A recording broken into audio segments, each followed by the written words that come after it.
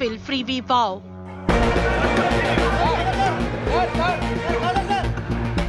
Anna Bhagya's team in trouble.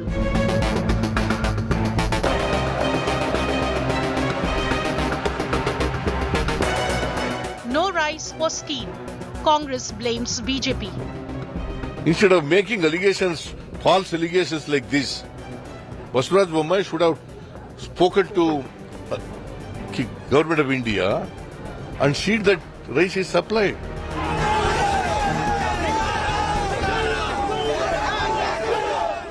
BJP hits the streets against Congress. They want to cover their failure and blame the government, and they are making politics in issuing rice to the poor people. Desperate Congress snubbed by other states.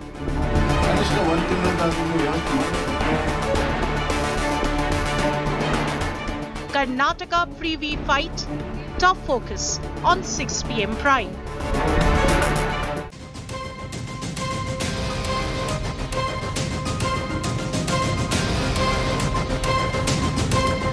Good evening. Thanks very much for joining us here on 6 p.m. Prime. I'm Akshita Nandagopal, and this evening we're putting the focus on the big political fight in Karnataka. The BJP and Congress at it again over a freebie promise made by the Siddaramaiah government of providing free rice to the people of Karnataka. Both the BJP and Congress are out on the streets today in Bengaluru. We'll be focusing on that story and much more. The headlines first.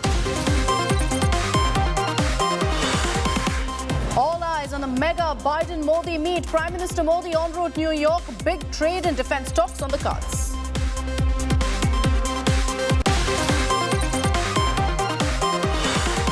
Ahead of mega US visit, Prime Minister Modi hails India's place on world stage. In interview with US Daily, warns China that India will always protect its sovereignty.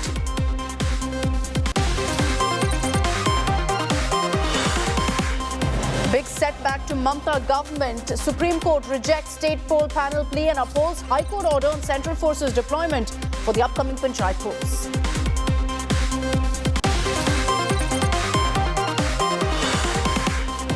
Uddhav MP Sanjay Raut writes to United Nations appealing for June 20th to be observed as Traitors' Day. Supriya Sule leads NCP protest.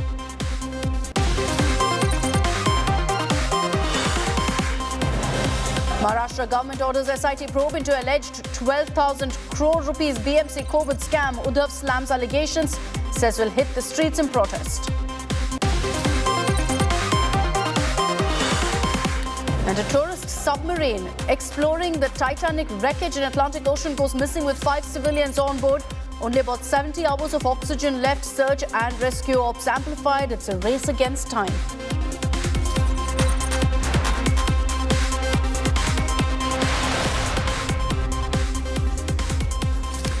It's been one freebie war over another in Karnataka. The latest is the Anna Bhagya scheme, much talked about before the Congress came to power in Karnataka. And remember that the Congress vowed that they will ensure all their poll guarantees are implemented at the soonest. But this scheme has run into trouble. Why?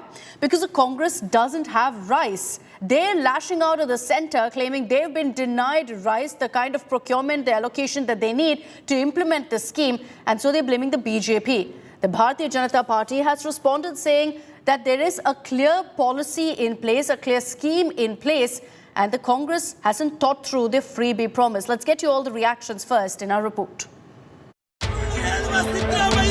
Big cloud over Sidhu Sarkara's free food grain scheme running into a hurdle. The Anna Bhagya scheme of 10 kg rice to BPL families remains a non-starter, even over a month after the new government was formed. The Siddaramaiah government has failed to procure required quantity of food grains after centre discontinued sale of subsidised food grains to the state.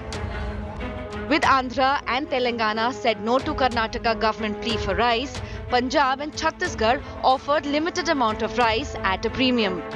The Congress government has blamed the centre for stalling its scheme and staged protests. 7 lakh metric tons of rice is available with FCI. So they are doing hate politics. Instead of making allegations, false allegations like this, Basuraj Bommai should have spoken to Government of India and see that rice is supplied. One day earlier, they permit us to buy in we have an order to it. So they said that the state may be allowed to purchase the rice. Now they tell that we have withdrawn it.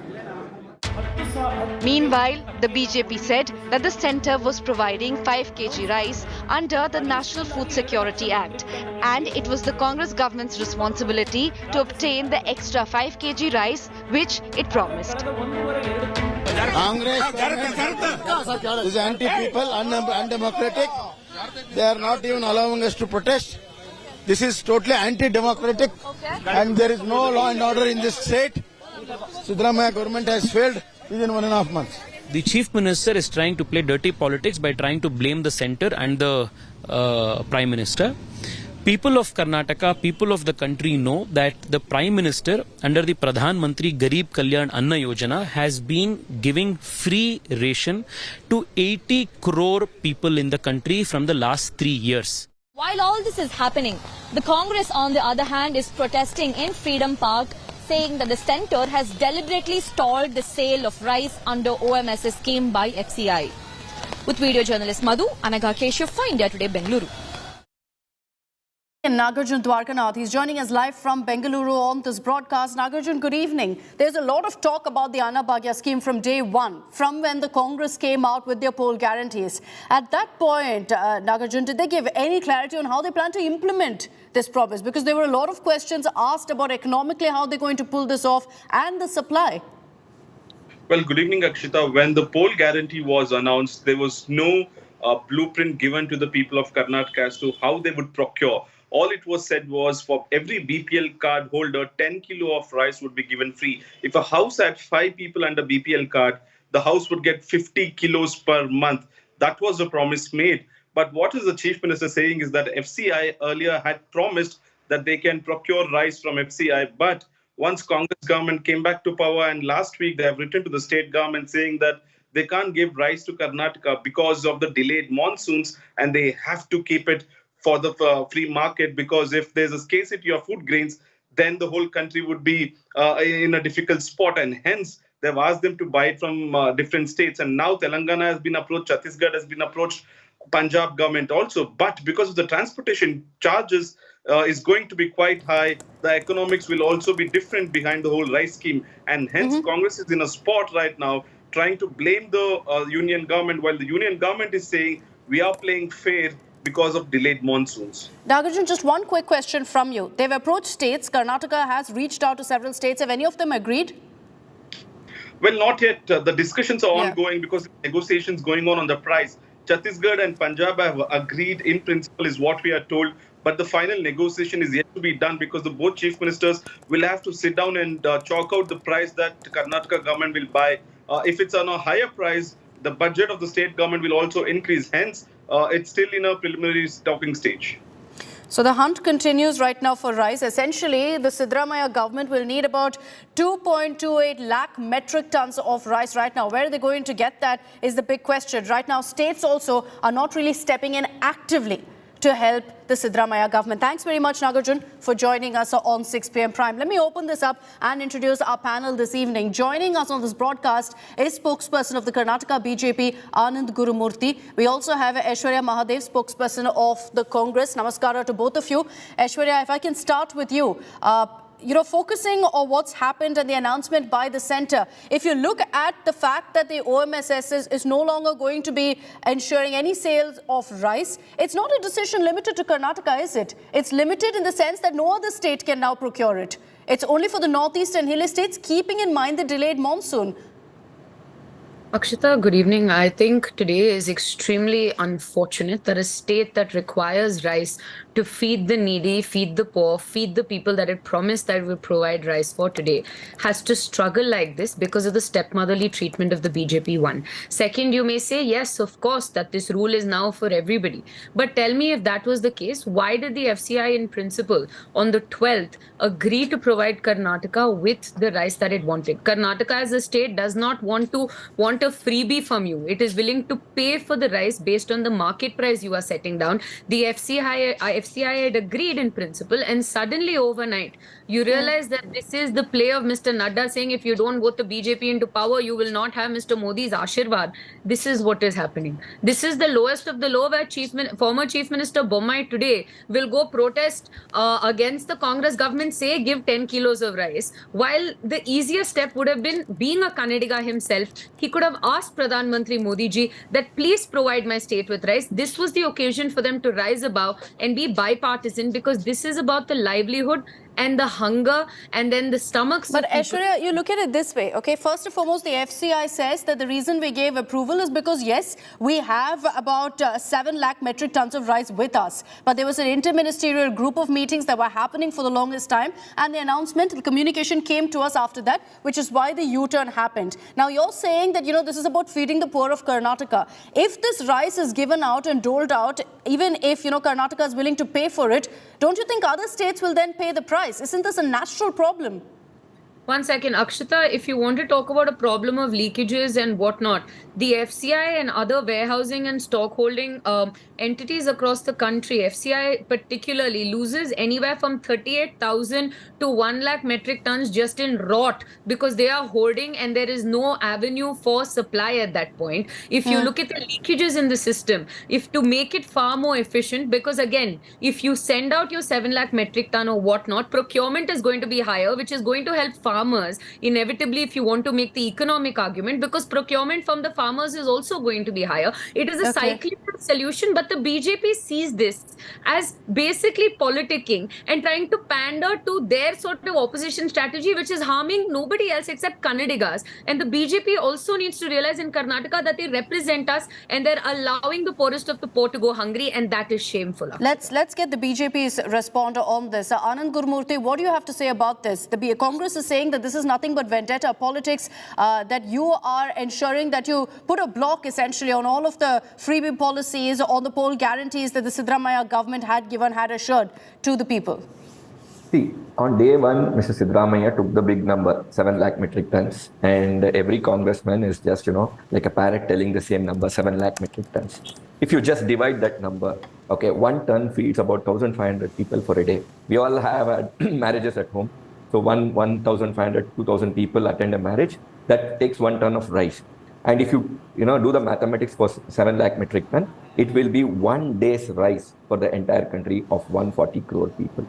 Now, just do the mathematics, Aishwarya. Don't, sit and do the mathematics there, and you will find out, because you are also equally intelligent. It is about necessity, Anand. This is not about feeding everybody in the country. 1 minute. Did I disturb you? Okay, let him finish. Aishwarya, I'll give you a chance to respond. Let him finish, please. And I'll answer you. I'll give you a chance to respond. Let him finish. Then if you calculate the entire, stock that FCI keeps, Food Corporation of India keeps, why do they keep that stock? This India has learned from history, from 1965, when we went with a begging bowl to United States of America to give us wheat.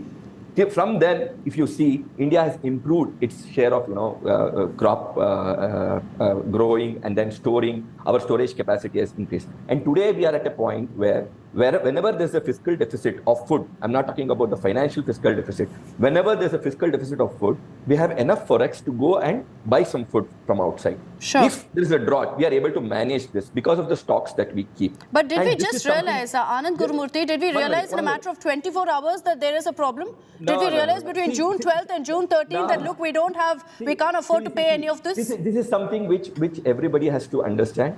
This is the food security of this country. And Congress is playing politics by giving emotional statements.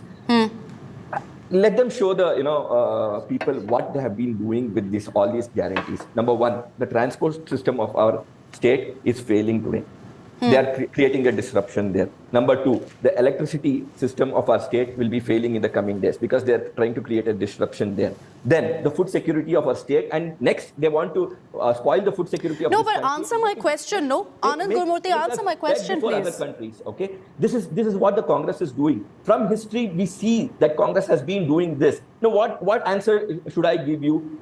How did it change? How did it change when the FCI and the Congress has released proof that the FCI approved it? You have to understand one thing.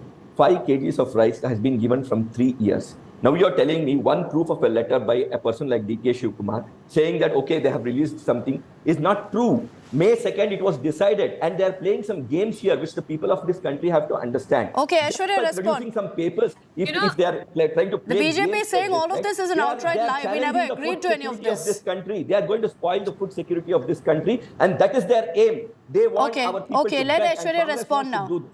Let Aishwarya respond now. Go ahead. Akshita, just remember the statement that he made right now. He has obviously completely thrown the legitimacy of the FCI in itself into the fire in order to defend his party's move one, because the FCI's official communication has been made clear by Mr. DK Shivkumar and the Chief Minister as well. One. But the saddest part today, is ask the BJP how many metric tons of wheat and rice did they export out of the country in terms of humanitarian assistance. Also ask them how much go down rot has happened over the years in a collective amount of 5 years. Also tell me this, Akshita, why is it that a government that waved 1 lakh crores hoping for a trickle down of the largest corporates cannot stand the fact that a woman can now travel free without taking into consideration the positive externalities that come? Is it so painful to understand that a woman from the poorest of a poor section now has the agency and the will to travel in a bus for free? Is it so painful all these for you emotional to and sit and false fathom? But let's come down to the Yeah, economics. let's focus on this one. Yes. Akshita, Anand, I'll come back to you. I'll give you a chance to respond. Let Aishwarya finish. The fact of the matter remains, Akshita, that we do not need a lecture. One at a time, please. One at a time, please. One at a time. Anand Gurmurthy, I'll give you a chance to respond.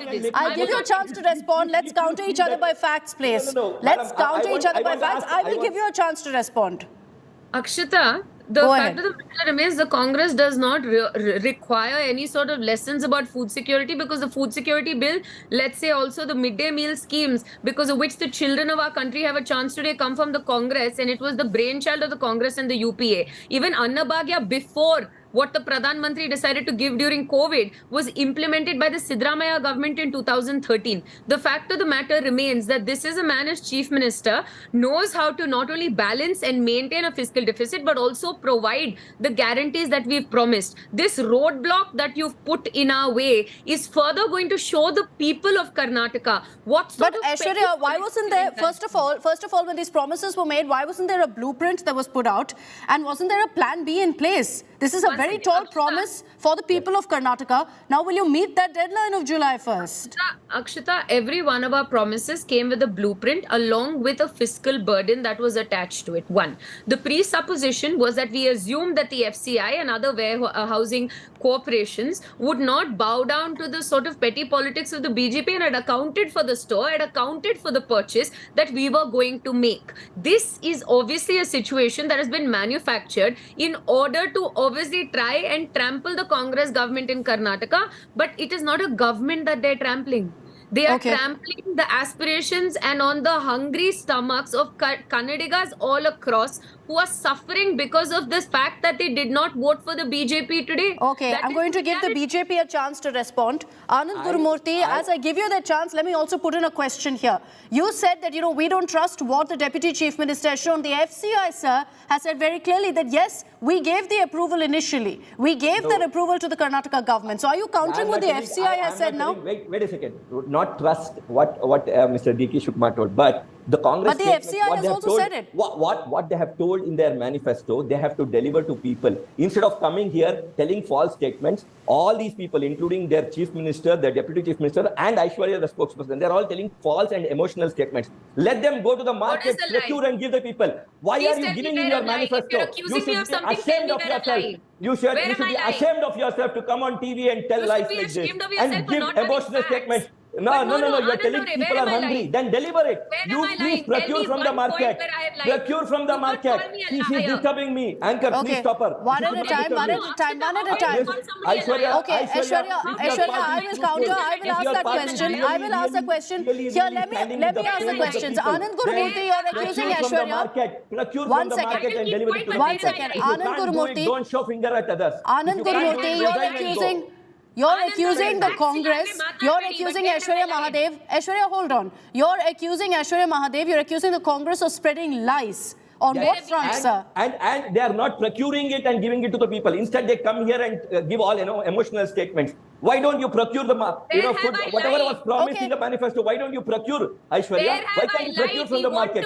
You can't procure. No, see, again, she's speaking in the middle so that my statement goes. No, one second. Aishwarya, I'll give you a chance to respond. Let Anand Gurumurthy finish. Why aren't they procuring? If they have given it in the manifesto, if they had a blueprint ready, as she was telling, she was very clearly telling they have a blueprint, right? So they should procure from the market and give it to the people. Why does she come to the TV and start talking emotionally? If the emotions are real, Congress spokesperson emotions are real, then please deliver rice 10 kgs per person that your party has promised to their house. How you procure? Why not procure? Your question. Don't show finger at others. Your question is why not procure from the market? Don't come up with emotional statements. Deliver it to the people and then show. Okay, let me put that question. Aishwarya Mahadev, why not procure it from the market and ensure you deliver on your promise now instead of resorting to this kind of a political tussle? One second. None of it was a political tussle. And if somebody does not, if you call somebody a liar on national television, I would hope you would have enough gumption and common sense to tell me where I have lied. I at no point have lied, and neither have my chief minister or deputy chief minister first. Second thing is, our manifesto promises are something that we have also fulfilled previously from 2013 to 18, while you had 90% of them unfulfilled. Akshita, let me answer your question. We would have gone through with the blueprint. We would have also procured, obviously, right? Food Corporation of India does offer an option for states, and it had also given a confirmation to Karnataka, which of course Mr. Anand Gurumurthy believes is false, because he must obviously parrot his party's line. And that was our blueprint that was there. But do not worry, we will procure 10 kilos of rice, or we will procure ragi and jowar. We will ensure that the people of Karnataka do not fall prey to this vendetta politics of the BJP, where honestly speaking, Akshita, this is nothing beyond that. The reasoning, the justification, the sudden U-turn are extremely shameful, because they blatantly expose to you what the BJP wants. I've told you facts, no? Did I not give you facts? No, you're simply talking. Every day you're coming and telling the same thing. Why don't you deliver it? Why don't you deliver the lies and then talk? Congress people should stop lying. One second. I'd appreciate it if nobody talks about the other panelists, please, but I don't have time, so I'm going to take closing comments from both of you. Anand Gurumurthy, your final response to when the Congress says that this is the Modi government's attempt to create a roadblock for us. Stop the emotional talk. Stop telling lies.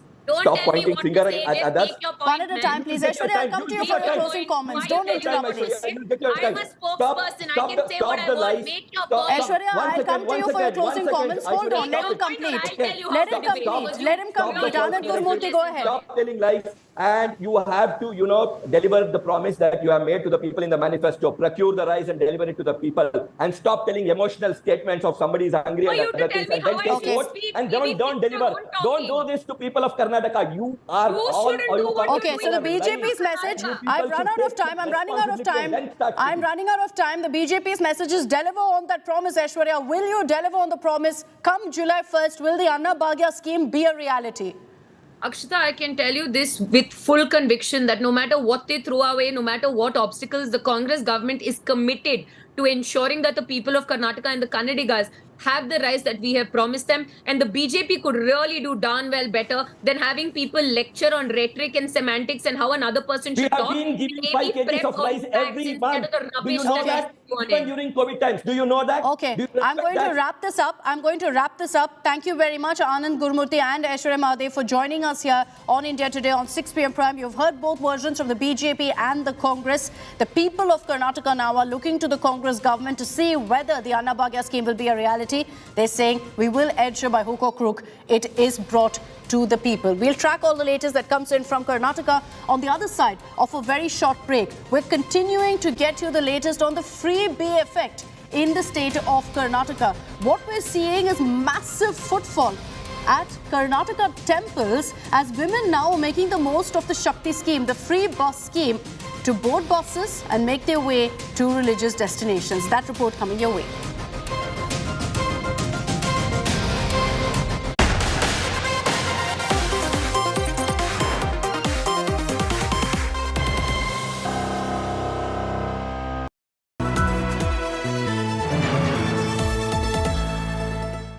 Most credible ranking of India's best B schools is back in an all-new avatar, bigger and better than before. Catch the 2023 listings of MBA programs, technology companies, and the top executive courses. Don't miss the 24th edition of the Business Today Best B Schools and HR Summit on 23rd June in New Delhi.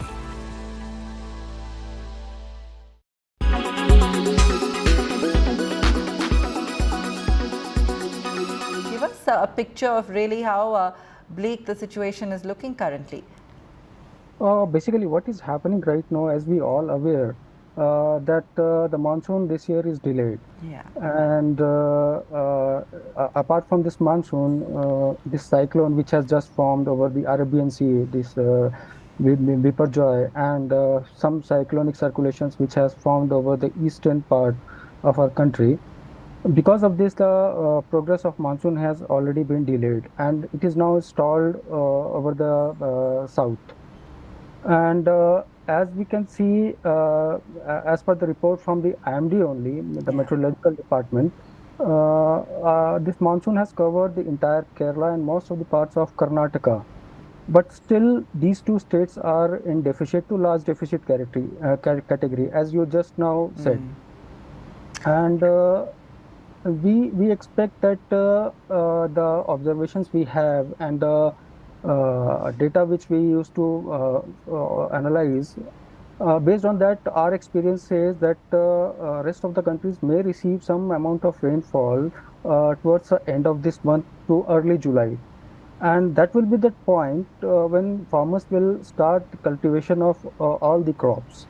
But looking at the prices of the entire crops for last year and recently which is going on, we have seen that the pulses prices have done a very, I would say it is very much lucrative for farmers.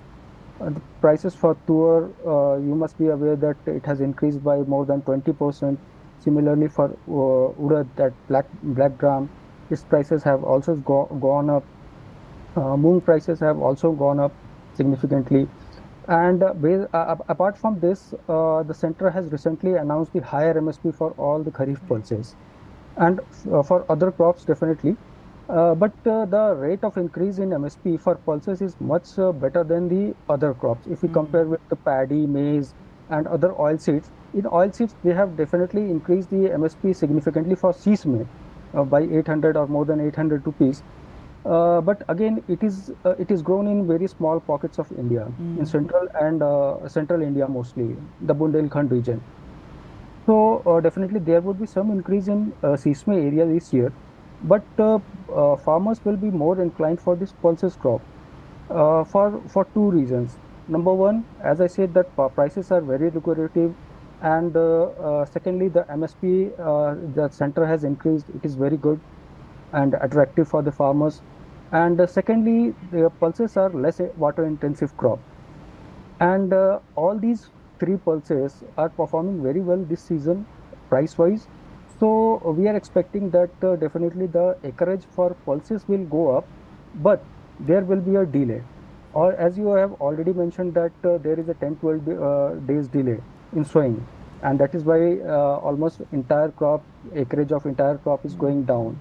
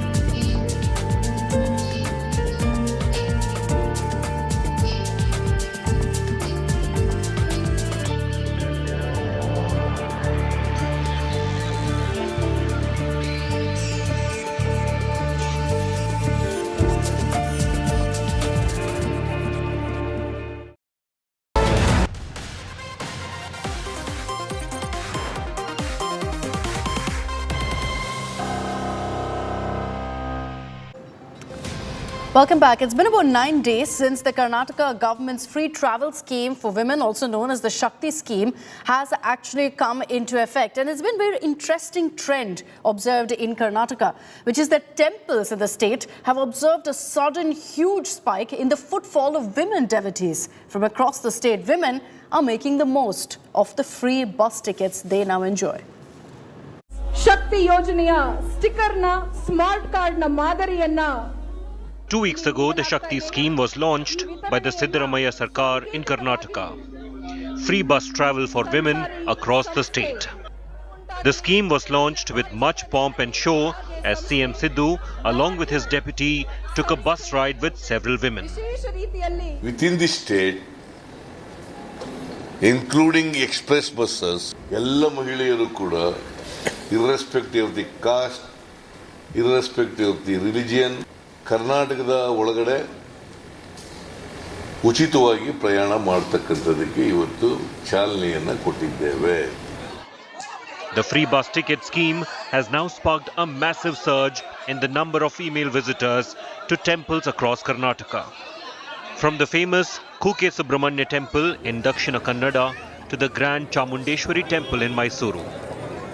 Record footfall has been reported in the most famous temples, and largely it's a surge in women devotees who are now making the most of the Shakti scheme. We are in one of the buses which goes towards Dharmasthala, and you can see a lot of devotees, especially women, are traveling in this particular bus to Dharmasthala. ತುಂಬಾ ಖುಷಿ ಆಗ್ತಿದೆ ಧರ್ಮಸ್ಥಳಕ್ಕೆ ಹೋಗೋಕೆ. ಬೇರೆ ಎಲ್ಲಾದರೂ ದೇವಸ್ಥಾನ ಹೋಗ್ತಿದ್ದೀರಾ?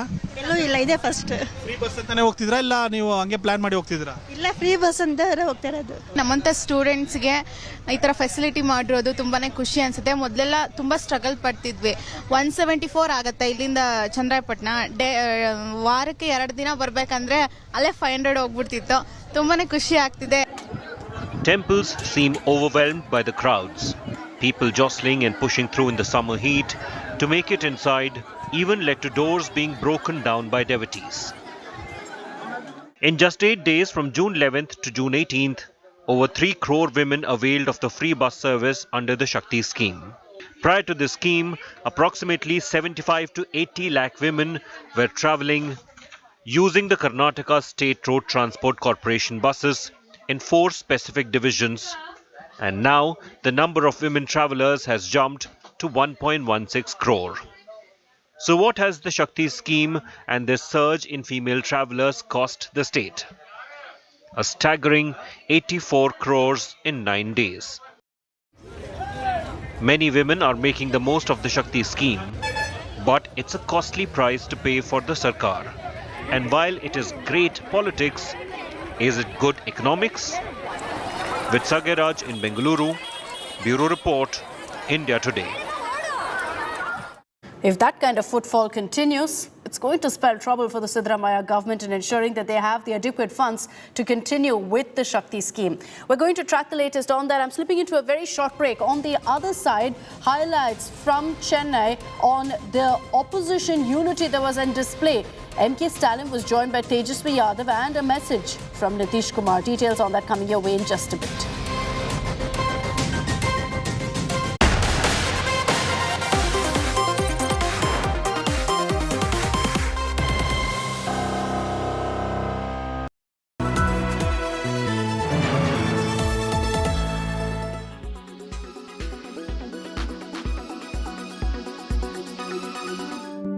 Chemical exfoliators work best when combined with facials. You know that a quality skincare routine is essential for maintaining healthy, glowing skin, especially in the summer months. Spending more time outside exposes you to more dangerous UVA, UVB rays, dangerous radicals, and unpleasant pollution, and all this can harm deep layers of your skin. The one behavior that by the end of the summer will genuinely improve your skin: regular facials. Summer is the perfect time to pamper your skin and give it rejuvenating and refreshing boost. With hot and humid weather out there, it's important to choose facials that not only give you a glowing skin but also soothe and cool it. One of the most go-to facial is Hydra Facial. A hydrofacial is one of the most common procedures performed year-round, but it is especially popular during the summer months. Hydrofacial can improve a range of issues including brown spots, fine lines, enlarged pores, dullness, uneven texture, and excess oil or acne. This makes it a good option for patients in a wide age range. Hydrofacials utilize effective serums and infusions to help nourish and protect the skin. These serums contain antioxidants which help reduce damage from free radicals. This is especially important during the summer months when you are faced with more sun exposure. The serums used during a hydrofacial are chosen with each patient's unique skin type, goals and needs in mind. This allows each patient to see the results they're looking for. So I had opted for a Hydra facial, and this is how my skin is looking right now. It's glowing. I feel so rejuvenated and the complete experience was so soothing. So you guys should definitely try this out. With video journalist Abhishek Singh, this is Kshitija Gosavi for India Today.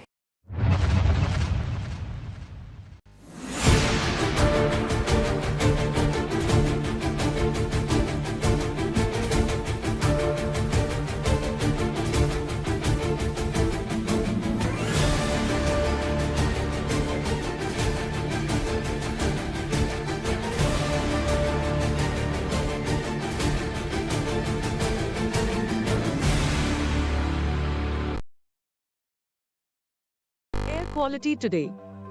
In Delhi, 78. In Mumbai, 77.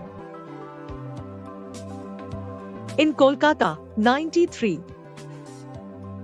In Bangalore, 53. In Chennai, 64. In Hyderabad, 91.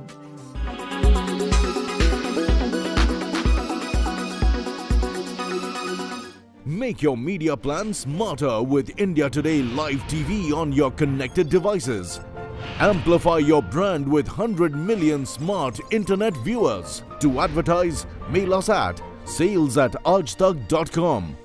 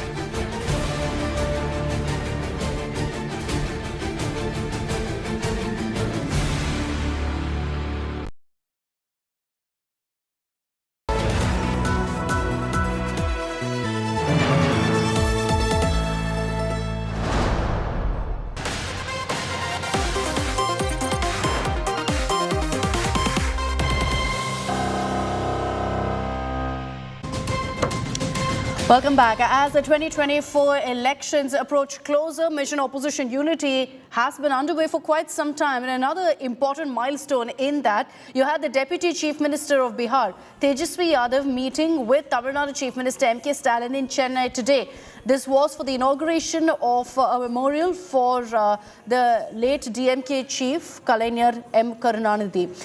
Launching attacks at the ruling BJP, Chief Minister Stalin said that the opposition parties have a duty to protect India's democracy from the assault of the BJP, essentially making a pitch once again for everyone to come together, for the opposition to come together. Remember that Nitish Kumar was supposed to be a part of this particular meeting in Tamil Nadu, but could not come owing to his ill health. He did, however, put out a message assuring that all of them are on the same page. Stalin also has confirmed that he will be attending the mega opposition meet in Patna on June 23rd.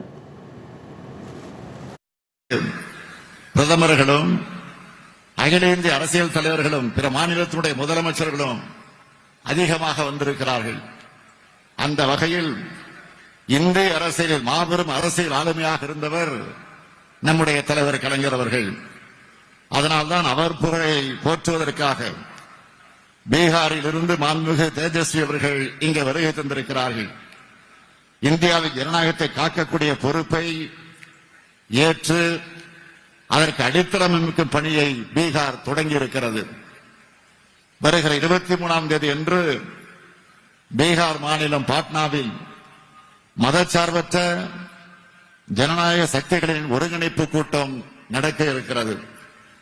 Patna என்பது இந்தியாவுடைய தொன்மையான நகரங்களில் ஒன்றாகும். பாடலிபுத்திரம் அது வரலாற்றிலே இன்றைக்கும் அழைக்கப்படக்கூடிய ஒரு நகரமாக விளங்கிக் கொண்டிருக்கிறது. அதுதான் இன்றைய பாட்னா. அறிவு மற்றும் ஞானத்தின் அடையாளமாக சொல்லப்பட்ட நகரம் அது. Let me bring in Pramod Madhu, who's joining us live from Chennai. Pramod, good evening. Clear attempt here by the DMK to send out a message that the opposition is united. And MK Stalin essentially has been very actively involved in this effort, along with Nitish Kumar, asking every party to come together. And in fact, even urging the Congress, their ally, to join hands. It absolutely is, Akshita, and just like we expected, because this started back in March itself with this birthday, and that time also it was Tejasvi Yadav who came to Chennai, and similarly he has come this time as well. But there was a little bit of setback, because in these events it was President Momo who was supposed to participate, and these events were supposed to happen back in the beginning of June itself. But still, the Chief Minister went ahead. He did give a fiery speech. He claimed that we need victory, but before victory, we need unity. And he claims that Patna, being a city of knowledge, the Bihar has initiated this program to bring the opposition together. And he claims that if BJP is not removed in this particular election, Tamil Nadu will cease to exist. These are the strong words that were said by the Chief Minister, Akshita. All right, Pramod, thanks for getting us those highlights. Let's move on to a story that we've been tracking very closely here on 6 p.m. Prime. We got to a report yesterday on the heat wave in parts of North India that's claimed 100 lives. Unfortunately, there's been no respite from the soaring temperatures. Union Health Minister Mansukh Mandavia has chaired a high-level review meet taking stock of public health preparedness to deal with the prevailing heat wave conditions. He's instructed officials of the Indian Council of Medical Research, the ICMR, to do everything they can to prevent heat stroke deaths in particular. The Health Minister has said a team of officers will be sent to states that are experiencing these heat wave conditions to assist state governments in ensuring that they can be fully prepared to deal with the medical health crisis that's broken out. There'll be another review meet with ministers of states where heat wave conditions are prevailing. You can see particularly in that graphic on your screen that there are many parts in the country right now where the situation is grave. In the states of Bihar and Uttar Pradesh in particular, there's been a huge surge in patients who are being admitted to hospitals showing symptoms of heat stroke. At least 68 people have died in Uttar Pradesh's Balia, and similarly in Bihar too, the death toll climbing up. जिस राज्य में heat wave चल रहा है और heat stroke की घटना घटित हुई है, ये राज्य में राज्य को सहयोग करने के लिए, मार्गदर्शन देने के लिए भारत सरकार की ओर से एक डिजास्टर मैनेजमेंट, आईएमडी और हेल्थ मिनिस्ट्री के उच्च अधिकारियों की टीम जाएगी और राज्य सरकार को सहयोग करेगी. I'm slipping into a short break here on 6 p.m. Prime. Coming up on the other side, a story that the world is talking about and hooked on to. A race against time to rescue a tourist submarine that was exploring the Titanic wreckage and has gone missing. There are 5 civilians on board. It's a race against time because there's only about 70 hours of oxygen left in the submarine.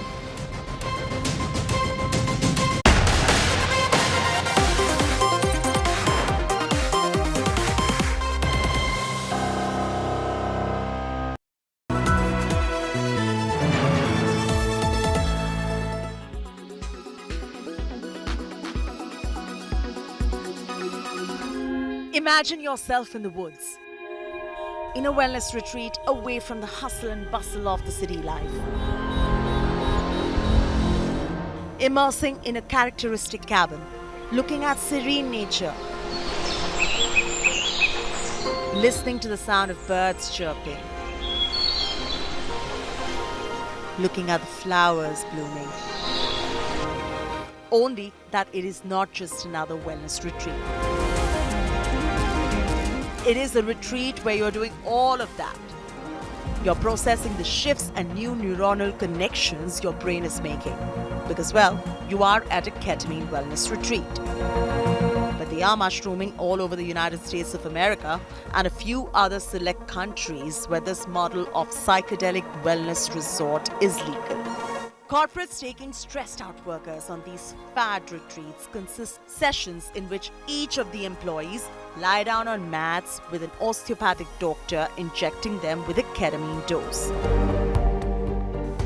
And hence, it is a rude shock coming in for psychiatrists who are very clear on the usage of this drug, which is used in their practice in India as an anesthetic and an off-label treatment to treat resistant depression when every other method fails. At the end of the day, we are talking about a prescription drug, something that is used for clinical medical conditions, and it has its effects and side effects, but there is a clear indication, and that's when the doctor prescribes this particular medicine. So in palliative care, majorly its uses come for the patients who have very severe pain, which is refractory to even the strongest of the opioids that we have.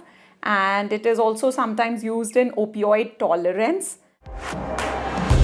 Doctors view this trend of psychedelic drug being used in a quote-unquote wellness retreat as being viewed as hugely problematic and flag off some rather serious concerns.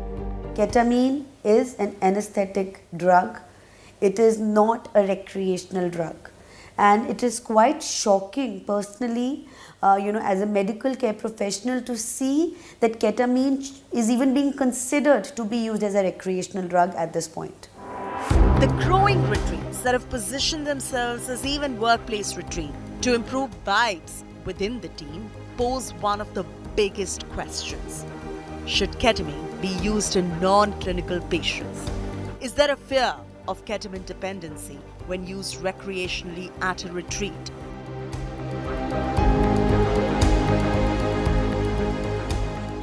It does predispose vulnerable individuals towards a possible dependence or abuse or misuse. And it only reinforces this view that if you don't have a problem and if your doctor is not prescribing you, why should you be taking in the first place? According to NDPS Act 1985, ketamine is classified as a Schedule 3 drug. Simply put, it is legal for medical and scientific purposes, but illegal for non-medical use.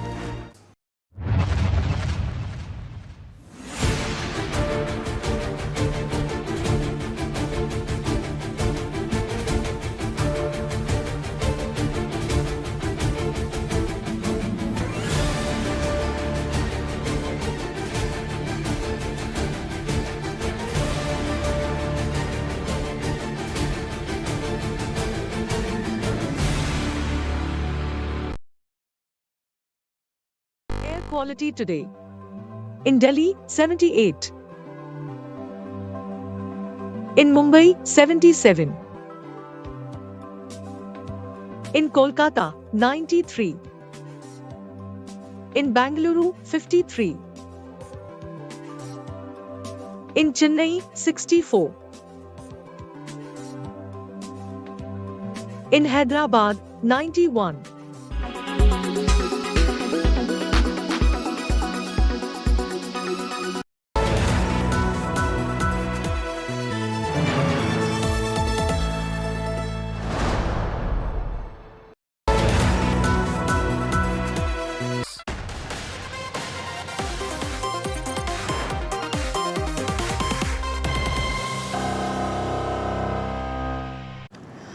A tourist civilian submarine carrying 5 people to observe the wreckage of the Titanic ship deep in the waters of the Atlantic Ocean has been missing since Sunday. US and Canadian officials are now racing against time to find the civilians on board, which includes a British billionaire. All the details in this report.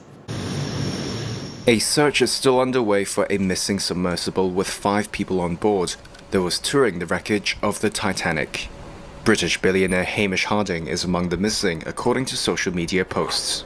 US and Canadian ships and planes continued to circle around the site near Newfoundland on Monday. Crews on board a Boeing P-8 aircraft, originally for anti-submarine warfare, dropped sonar buoys to locate the vessel, which lost contact with ships above on Sunday. US Coast Guard Rear Admiral John Major said they've also been reaching out to commercial vessels for help. The location of the search is approximately 900 miles east of Cape Cod in a water depth of roughly 13,000 feet. It is a remote area, and it is a challenge to conduct a search in that remote area, but we are deploying all available assets to make sure that we can locate the craft and rescue the people on board. The submarine operator Ocean Gate Expeditions said it lost contact with the vessel itself, called the Titan, 1 hour and 45 minutes after it began diving towards the Titanic. Authorities say it's still unclear if the sub has surfaced or if it's still underwater, but they said it could stay submerged for 96 hours. Titanic historian Larry Daly said on Monday he was hopeful the missing sub could be found.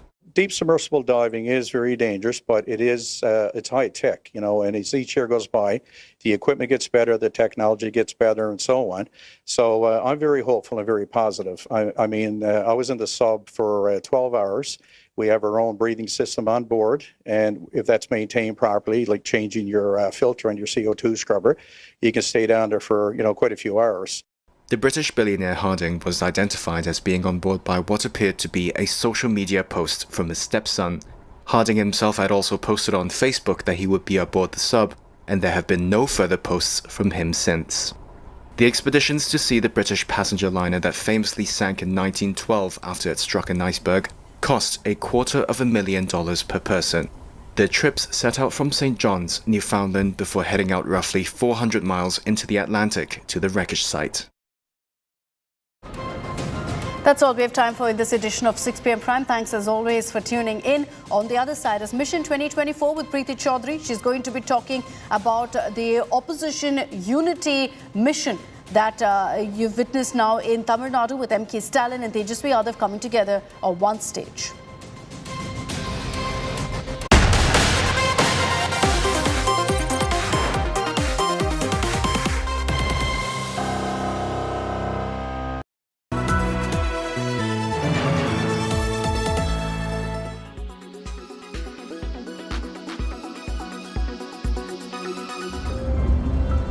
While some of the drivers and conductors of Haryana roadways are infamous for their arrogance, Sukhbir Chotiwala is a pleasant aberration.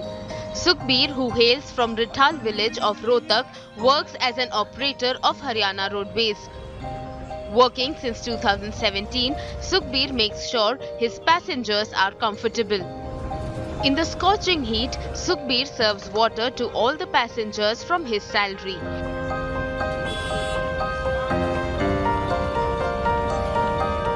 मेरी duty Jaipur root पे लगी थी, सोनीपत से जयपुर। तो उस time बहुत गर्मी थी, तो मैंने वहाँ देखा सवारी बच्चे पानी के लिए गर्मी में बहुत बुरा हाल था जी। तो मैंने सोचा ड्यूटी के साथ साथ क्यों ना थोड़ा ये धर्मपुन का काम भी हो जाए, और उसी दिन से आते मैंने 4 कैंपर खरीदे और अगले दिन मैं कैंपर ही लेके गया रूट पे, और ये जल की सेवा फिर वहीं से शुरू की जी। Sukhbir's selfless act has impressed Chief Minister Manohar Lal Khattar, who praised Sukhbir in a tweet and invited him to Chandigarh to felicitate him. No wonder Sukhbir's bus is a favourite among passengers amid the prevailing heat wave condition. Bureau Report, India Today.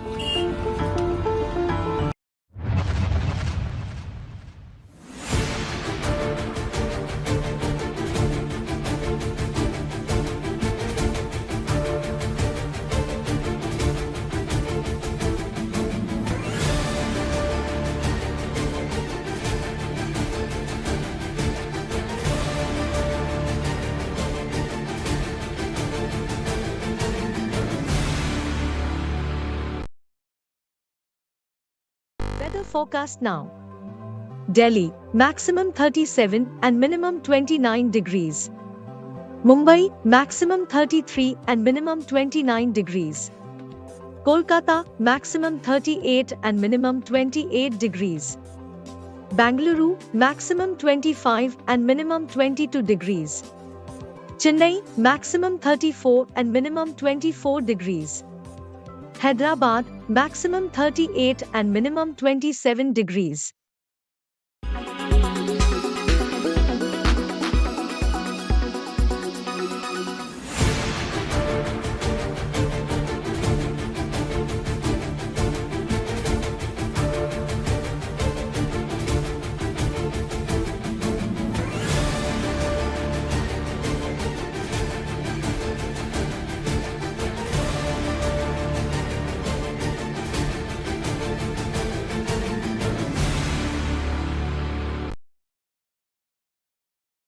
Why does this happen?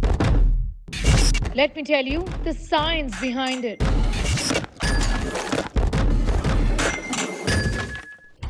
For more informative videos like this, keep watching India Today News Mo. Kerala's public health. All political parties traveling from different parts. Armed with facts, Looking at political black. she takes the news by its horns. Do you think the future of these students are not hampered? Fierce, bold and direct, setting the tone for the biggest stories from every corner and every angle. Expect nothing but the unfiltered truth. News first, niceties later. Watch me, Nabila Jamal, on India Today. Why does this happen? Let me tell you the science behind it.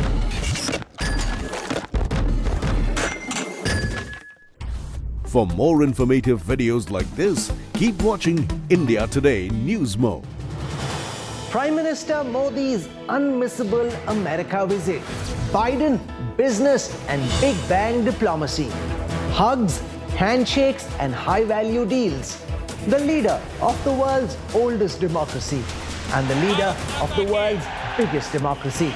Total coverage non-stop from New York and Washington, D.C. Join me, Rahul Kamal and Geeta Mohan at every step as Prime Minister says, Namaste America.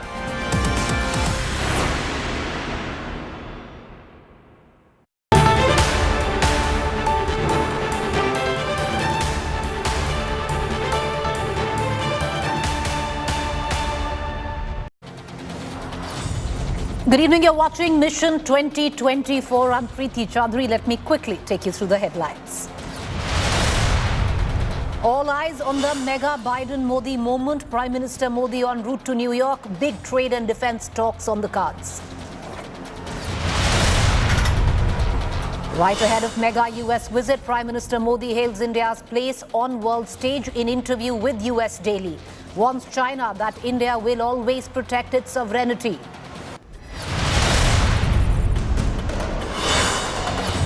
It's a big setback to the Mamata government. Supreme Court rejects state poll panel plea and upholds High Court order on central forces deployment for upcoming Panchayat polls.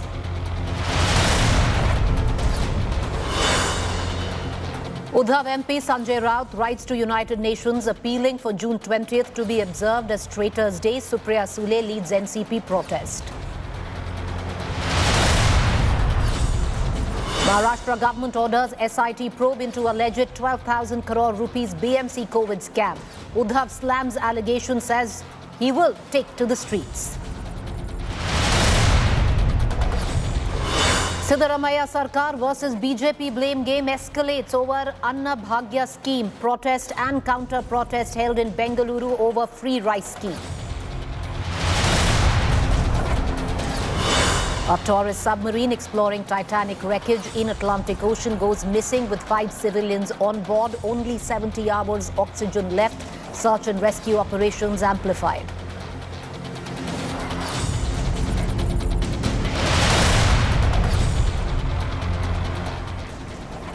The big story coming in just about 2 days ahead of the big opposition meet in Patna. 2024 Lok Sabha polls approaching their mission.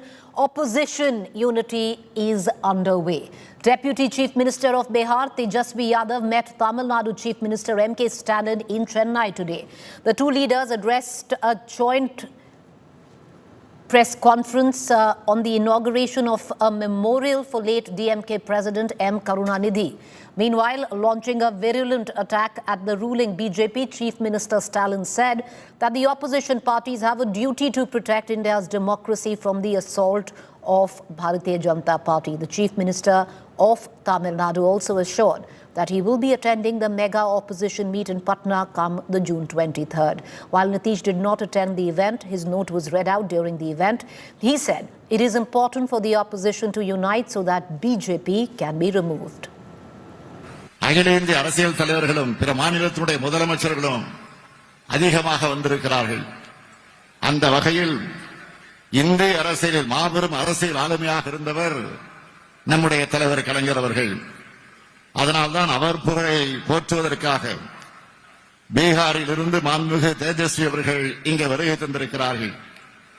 இந்தியாவின் ஜனநாயகத்தை காக்கக்கூடிய பொறுப்பை ஏற்று அதற்கு அடித்தளம் அமைக்கும் பணியை பீகார் தொடங்கி இருக்கிறது.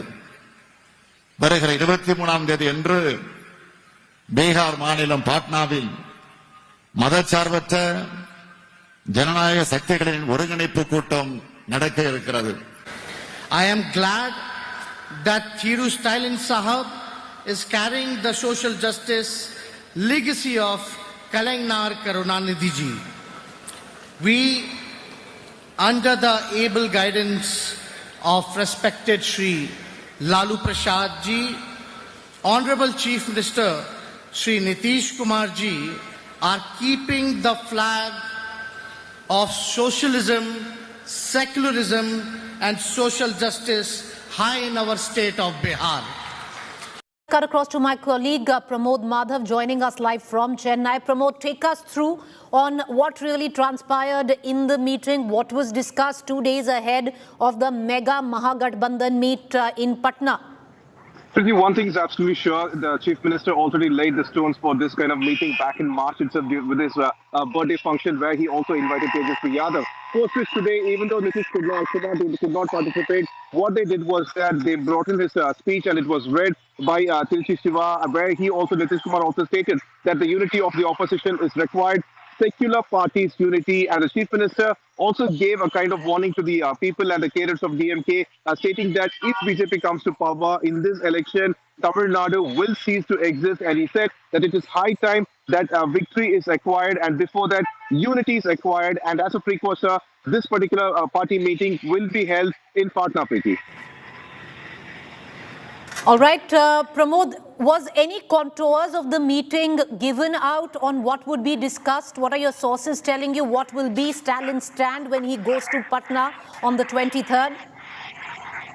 Well, the Chief Minister's stand is very clear. He wants to bring the secular parties together, but at the same time, he does not want to leave back Congress party. That also he made it very clear during his speech on his birthday in March itself. And he said that without the participation of Congress, there cannot be an opposition, and third front is there is no point of having a third front. So these things that DMK is very clear, and they want to emphasize in this particular meeting, Preeti. All right, Pramod, appreciate you joining us with that quick update. Let's cut across right now for a larger picture on what we can expect. The Prime Minister is in America, but the opposition is planning to meet in Patna in just the next 2 days, the 23rd. All the top leaders of each opposition political party, save a few, will be in attendance in Patna on the 23rd of this month. Rahul Srivastav joining us more for it. Rahul, what would you reckon? You know, opposition by unity or opposition by compulsion? Do you see at the evening of 23rd that there could very well be a roadmap or a contour? What, you know, at least our sources are telling us that the likes of Arvind Kejriwal, Mamta Banerjee are looking to possibly corner Congress to maybe take a step down. Preeti, I think the biggest compulsion is Narendra Modi, and that's the unifying factor. But as I have always maintained, the contours of an eventual united opposition will need a lot of work still. I think these contours will keep changing because the compulsions of each player are extremely diverse and different within this attempted unity framework. For example, Arvind Kejriwal, right now, his number one agenda is to be on the right side of the opposition unity attempt so that he can have that support to beat that ordinance in Rajya Sabha. That's the number he's looking at. Because eventually, while he's doing that, he's also plotting a future against the Congress party in Rajasthan and Madhya Pradesh. That's another compulsion, which is a sub-compulsion as far as the unity attempt concerned. Now, if you look at Mr. Stalin has become what you call a very stable ally of the Congress party since the UPA days. And somewhere he's wary of the fact that there are players within the opposition unity framework which are joining hands, largely pushing for an united opposition which is not driven by the Congress. Say, for example, Mamata Banerjee was against the meeting being held in a Congress-ruled state, while the Congress had proposed it should be held in Himachal or some other state. Now, in that scenario, DMK is wary that it does not want to lose its own ally in this broader picture of an opposition unity. And that is why initially he had hesitation when the meeting was called on the 12th, when Rahul Gandhi and others did agree for the meeting in Patna, then eventually came from Stalin, yes. The second very important factor, I think, emerging is that there is a certain degree of urgency as far as the Nitish Kumar group is concerned to get all the players on the same page. Also, there is a sub-dynamics to this, is that within the RJD-JDU combined, there is a bit of a discomfort on what next Nitish Kumar is going to do, whatever the opposition unity and attempts happen later. In that, if you see, there is greater significance being given, one, to Stalin, but also to Tejasvi Yadav. Tejasvi Yadav is now that Nitish can't go because of health reasons. Tejasvi Yadav has been sent to the meeting as largely somebody who is representing Nitish Kumar and the opposition unity in text. And that is why I say it's a very, very complex play which is going to bring the opposition together. The contradictions are going to be there. Will be exposed by the BJP in the coming days, but definitely a broader formula can be expected on the 23rd. But what would, Rahul, before I let you go, the broader formula will have to rest on a few things. And one of those things that is crucial for a broader framework to be, to come up is that the Congress takes a backstep in possible states like West Bengal. That even though the likes of Aam Aadmi Party might be taking it on in a state like Rajasthan, but when it comes down to the Rajya Sabha, it supports the Aam Aadmi Party in where the ordinance is concerned. Do you see that happening at all? Also, on the other hand, word also has come in that BRS or KCR is not attending the meeting. Yes. See, another problem is parties like the BJD, the BRS and others who are opposed to the idea of the Congress at all. They don't want to be seen on the same platform as the Congress party because remember, elections are going to be there in Telangana also. And Telangana has charted a future in Telangana and its past rule largely on anti-Congressism. And that is why it's very difficult for those players. But Congress being asked to make this sacrifice, I have a certain bit of data which I've been working over the last few days. Say, for example, Bengal Congress won 2 seats, CPM won 0. Now, in that scenario, there are 42 seats on which, out of which something close to 22, the Congress will have to sacrifice because TMC is contesting. Say, for example, Uttar Pradesh, Congress won 1. Samajwadi Party and BJP, Samajwadi Party contested 5, 10 BSP. Are you going to say that Congress is going to sacrifice on those 15 seats? Kerala, 5 seats. Maharashtra, 23 seats. Bihar, 16 seats. You already, between these 4-5 states, have 81 seats. If there is a large number of seats, the Congress will have to take the back seat. Now, if the Congress takes back seat on so many places, remember, it will be an extremely motley crowd which will be there at the Lok Sabha level. Very difficult to unite. That is why a stronger Congress with larger number of seats, that can happen only if they contest too many seats, is a possibility for the opposition to come together. Because remember, the last time it happened that the United Front experiment where the Congress took back seat, still Congress had 144 seats against the BJP's 160 odd. And that is why Congress sacrificing too much is I think, will become a major hurdle.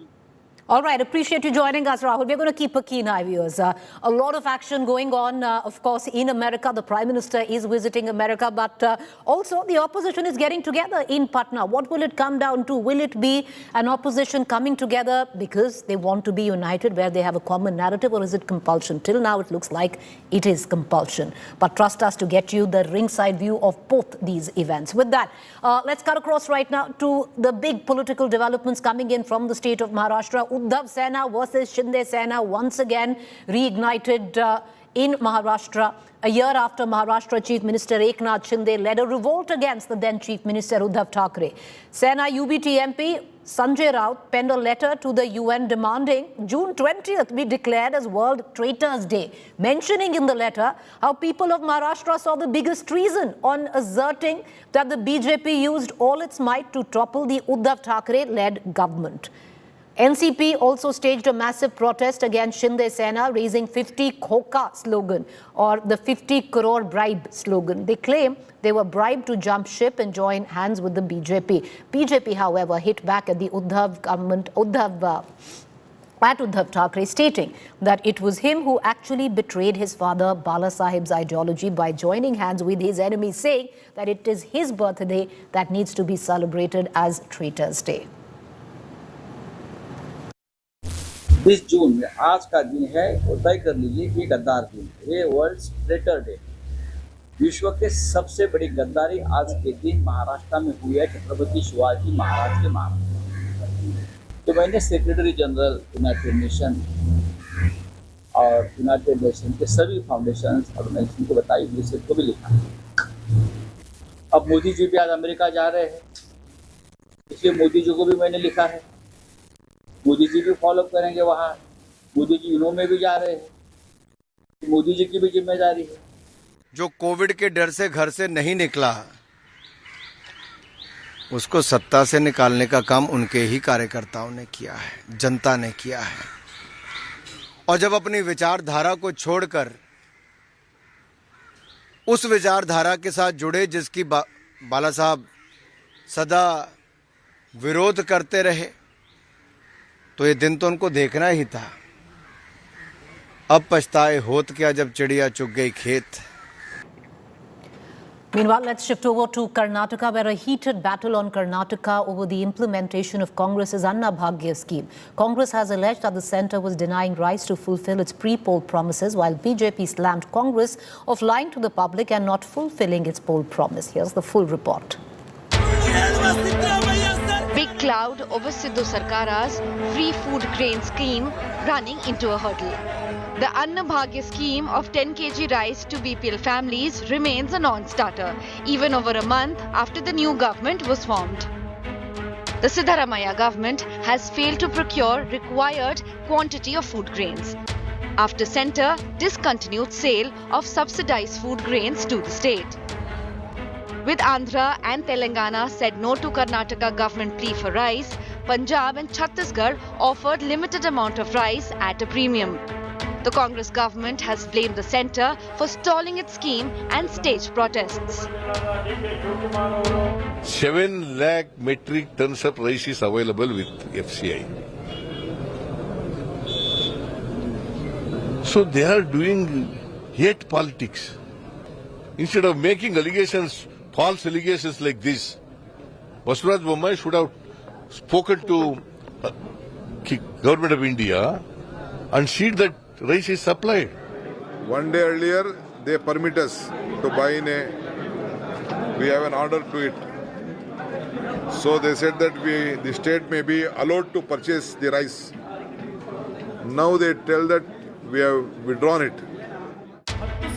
Meanwhile, the BJP said that the centre was providing 5 kg rice under the National Food Security Act, and it was the Congress government's responsibility to obtain the extra 5 kg rice which it promised. Congress is anti-people, undemocratic. They are not even allowing us to protest. This is totally anti-democratic, and there is no law and order in this state. Siddaramaiah government has failed within 1.5 months. The Chief Minister is trying to play dirty politics by trying to blame the centre and the Prime Minister. People of Karnataka, people of the country know that the Prime Minister under the Pradhan Mantri Garib Kalyan Anna Yojana has been giving free ration to 80 crore people in the country from the last 3 years. While all this is happening, the Congress on the other hand is protesting in Freedom Park, saying that the centre has deliberately stalled the sale of rice under OMS's scheme by FCI. With video journalist Madhu, Anaga Keshav for India Today, Bengaluru. All right, let's move on. Now, the Prime Minister is on his visit to the United States, expecting to boost ties between both countries. Prime Minister himself lauded strengthening of ties between the two countries. Here's more. A momentous journey. A historic visit expected to strengthen diplomatic, strategic and economic ties between the two global powerhouses. Ahead of his arrival in New York, Prime Minister Narendra Modi issued a power-packed statement. There is an unprecedented trust between the leaders of the US and India. He declared the relationship between India and the US has reached unparalleled heights. An unbreakable bond of trust forged between the leaders of these two mighty nations. We do not see India as supplanting any country. We see this process as India gaining its rightful position in the world. His resounding message echoed across the globe as he emphatically asserted India deserves a much higher and wider profile in world affairs. India is fully prepared and committed to protecting its sovereignty and dignity. In yet another gripping proclamation, the Prime Minister emphasized the indispensability of peace in the border areas for normal bilateral ties with China. Simultaneously, he made it unequivocally clear that India stands fully committed to safeguarding its sovereignty. Disputes should be resolved with diplomacy and dialogue, not war. We are on the side of peace. The stage set for a new chapter in India-US relations as the two nations navigate a rapidly changing world. That we are receiving an historic visit to the United States by the Indian Prime Minister, the Honorable Mr. Narendra Modi. What a momentous special occasion this is, and we welcome him to the United States. Excitement fills the air in New York City and Washington, D.C. The Indian diaspora eagerly awaits the arrival of Prime Minister Modi in the United States. Members of the Indian American community will gather at the prestigious Willard Hotel in New York to extend a heartfelt welcome to Prime Minister Modi. A planned interaction with the diaspora is scheduled to take place in Washington, D.C. later during the visit. Modi Modi Modi Modi Modi जैसा हमारा गुजरात का मोदी, हमको इसके ऊपर बहुत गर्व है. We are so proud that Mr. Modi is coming over here, and we just, congratulate him. The more power to our country. I welcome Mr. Modi. Mr. Modi है तो मुमकिन है. I have seen our Indian flag throughout the street, and I'm so excited. US President Biden is rolling out the highest protocols to Prime Minister Modi, with a distinguished 21-gun salute and a lavish state dinner. The tour commences with vibrant celebrations of International Yoga Day at the United Nations headquarters in New York. A grand official welcome awaits the Prime Minister at the White House on June 22nd, followed by his speech to the US Congress. India and the United States stand at the cusp of a new era, poised to boost their bonds at various levels of engagements. Bureau Report, India Today. With that, I'm going to go into a quick break. To stay with us on the other side is our fact check segment.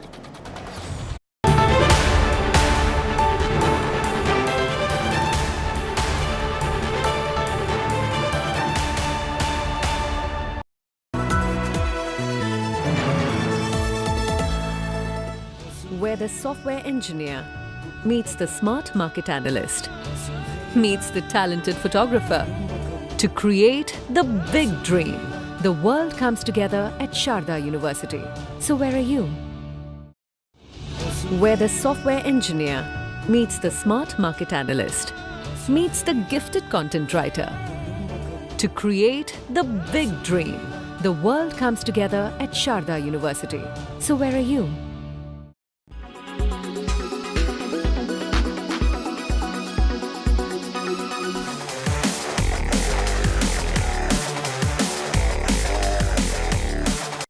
The Kardashians never stay away from the news.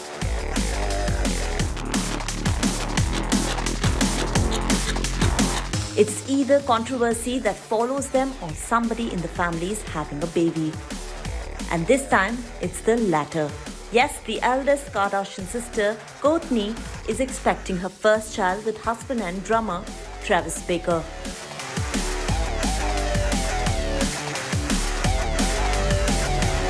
The TV personality announced the good news during Travis's Blink 182 concert with "I am pregnant" written on a placard.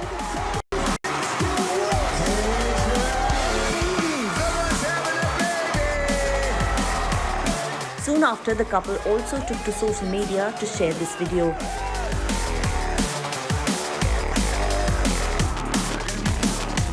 Which was followed by a series of these pictures. Captioning the post, Kourtney wrote, and we quote, "Overwhelmed with gratitude and joy for God's blessing and plan." Now, if you jog your memory, Kourtney shares 3 children with her former boyfriend Scott Disick, and this will be her 4th child. While Travis, too, is a father of 3 children with his former wife Shanna Moakler, and together the couple is all excited to welcome baby number 7 in the family. Even the Kardashian sisters are all excited for #Kravis. This all started with Kourtney Kardashian and Travis Barker finding their fairy tale, beginning when they exchanged vows at a villa owned by Dolce & Gabbana in Italy's Portofino in the presence of their close friends and family.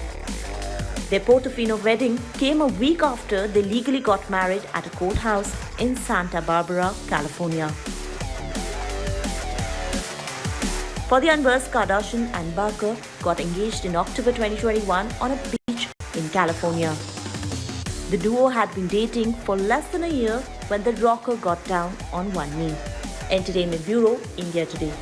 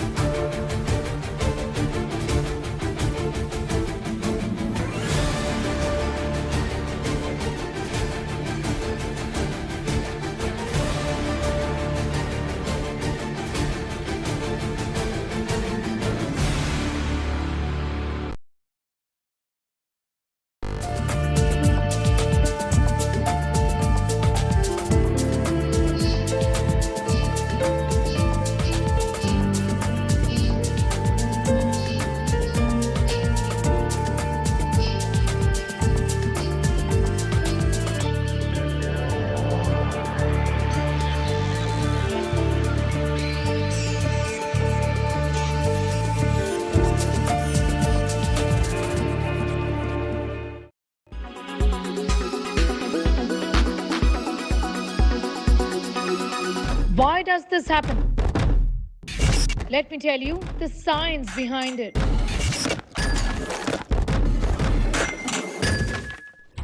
For more informative videos like this, keep watching India Today News Mode.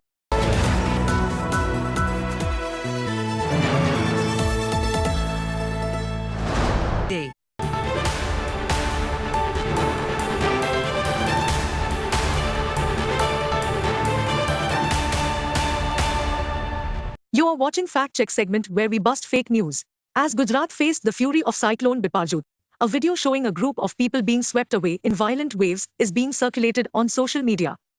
India Today found that this is an old video from an incident from Oman. This fact check on viral fake news is done by India Today's team Afwa. With that, a quick break. Stay with us for the news and updates. This is AI Sana signing off.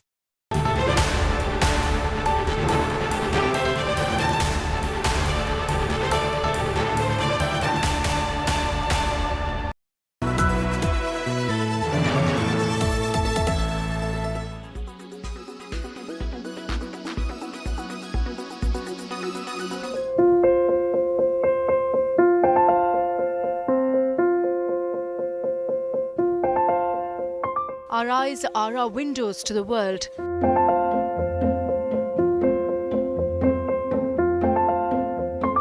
But how often do you do something about taking care of them? Most of us really allow our eyes to take care of themselves without realizing that neglect can lead to a variety of problems. In summer months, eye allergies and eye infections become the most commonly reported problems. The scorching heat of the sun can cause dry eyes, irritation and redness in the eyes. As a result, we must take care of our eyes in order to keep them healthy and bright.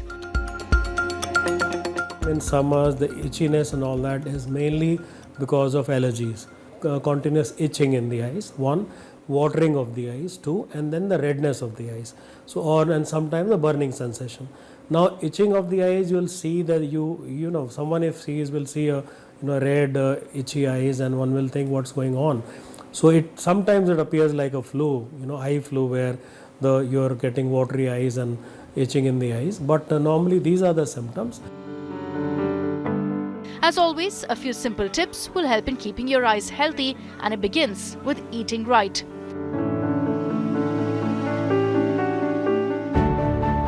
A healthy diet is the first step towards healthy eyes. In addition to vitamin A, which is essential for our eyes, nutrients such as zinc, omega-3, fatty acids, lutein and vitamin C and E are essential for eye health. Green vegetable, yellow fruits like amla, and even in summers like mangoes, carrots, that is for vitamin A. Then fish, eggs, all those who can eat non-veg, and this is something. So all these are sources of vitamin A, and then vitamin C, B and C. So these are multivitamins which you can take along with your food, and that keeps your eyes healthy. Definitely greasy food, oily food, and the junk food, definitely if it harms your body, it harms your eyes also.